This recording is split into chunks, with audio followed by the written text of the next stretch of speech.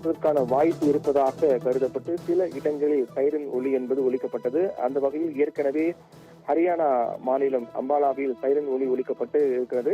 மேலும் சண்டிகரில் கூட சைரன் ஒலி ஒலிக்கப்பட்டு பாதுகாப்பு நடவடிக்கை மேற்கொள்ளப்பட வேண்டும். அதாவது இந்த இடங்கள் ஹரியானாவில் கூடிய அம்பாலா மற்றும் சண்டிகர் உள்ளிட்ட பல்வேறு இடங்களில் தீவிரவாதிகள் தாக்குதல் நடத்தலாம். அதே போன்று பாகிஸ்தான் ராணுவத்தினரும் நேற்றைய தினத்தை போன்று ட்ரோன் தாக்குதல் மேற்கொள்ளலாம் என்ற அடிப்படையில் தான் அங்கு அபாய ஒலியானது ஏற்பட்டது.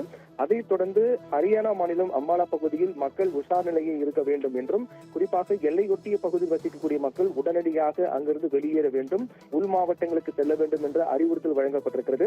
மேலும் எந்த சம்பவம் நடந்தாலும் வீட்டை விட்டு யாரும் வெளியே வரக்கூடாது என்றும், வீட்டினுடைய ஜன்னல் மற்றும் நுழைவாயில் வழியாக யாரும் எட்டி பார்ப்பதோ அல்லது வெளியில் திரிவதோ இருக்கக்கூடாது என்ற அறிவுறுத்தல் எல்லாம் வழங்கப்பட்டிருக்கிறது. மேலும் வெளியில் பொது இடங்களில், சாலையில் அல்லது பொது இடங்களில் மக்கள் கூட்டமாக கூடுவது போன்ற செயல்களை முற்றிலுமாக தவிர்க்க வேண்டும் என்று பொதுமக்களுக்கான அறிவுறுத்தல்கள் வழங்கப்பட்டிருக்கிறது.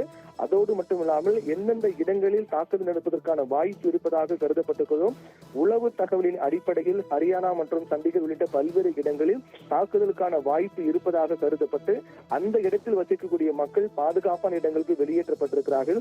அதையும் தாண்டி அங்கு வசிக்கக்கூடிய மக்கள் ஒருவேளை அசம்பாவிதம் நடந்தால் உடனடியாக என்னென்ன நடைமுறைகளை கடைபிடிக்க வேண்டும் என்ற அந்த விதிமுறைகள் எல்லாம் வகுக்கப்பட்டு அவர்களுக்கு அந்த அறிவுறுத்தல்கள் முழுமையாக தெரிவிக்கப்பட்டிருக்கின்றது.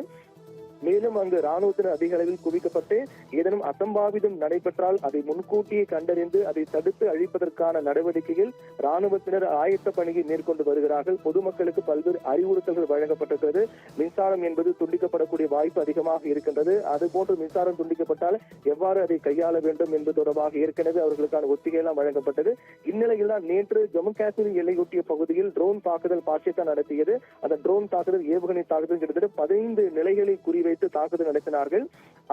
அதைத் தொடர்ந்து காலையில் இருந்தே சற்று அமைதியாக இருந்து வரும் சூழ்நிலையில் இன்று மாலை அல்லது இரவு நேரத்தில் கூட அதே போன்று ஒரு ட்ரோன் தாக்குதலை பாகிஸ்தான் ராணுவம் மேற்கொள்ளலாம் என்று உளவு தகவலின் அடிப்படையில் தான் எந்தெந்த இடங்கள் என்று கண்டறியப்பட்டு ஹரியானா சண்டிகர் உள்ளிட்ட பல்வேறு இடங்கள் கண்டறியப்பட்டு அதிலும் குறிப்பாக எந்தெந்த பகுதியில் எல்லையொட்டிய பகுதியில் உள்ளத அங்கு என்னென்ன பாதிப்புகள் ஏற்படலாம் என்பது முன்கூட்டியே கண்டறிந்து அந்த பகுதியில் வசிக்கக்கூடிய மக்களுக்கு தான் வீட்டை விட்டு வெளியே வர வேண்டாம் என்றும், எல்லையொட்டிய பகுதியில் வசிக்கக்கூடிய மக்கள் உடனடியாக உள் மாவட்டங்களுக்கு செல்ல வேண்டும், பாதுகாப்பு முகாம்களில் தஞ்சமடைய வேண்டும் என்று அவர்களுக்கான அறிவுறுத்தல்கள் வழங்கப்பட்டு உஷார் நிலையில் இருக்க வேண்டும் என்று ராணுவத்தால் அறிவிக்கப்பட்டு தொடர்ந்து கண்காணிக்கப்பட்டு வருகின்றது.